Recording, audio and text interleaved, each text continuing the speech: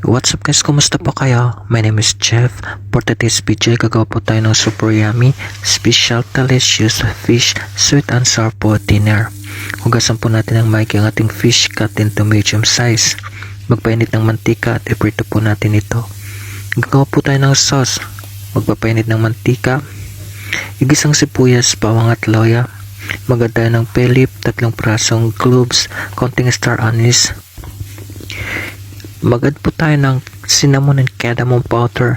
Maglagay tayo ng apple cider vinegar, lemon juice, banana ketchup, pineapple chunk, sugar, magic syrup, salt and pepper to taste, and water.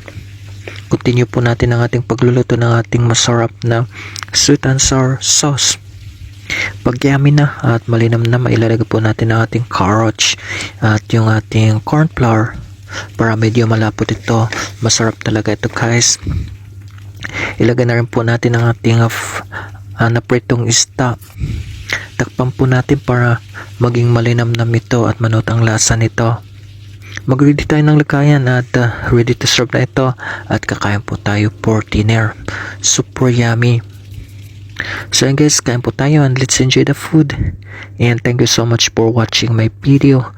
See you next time. Bye bye. Ingat po.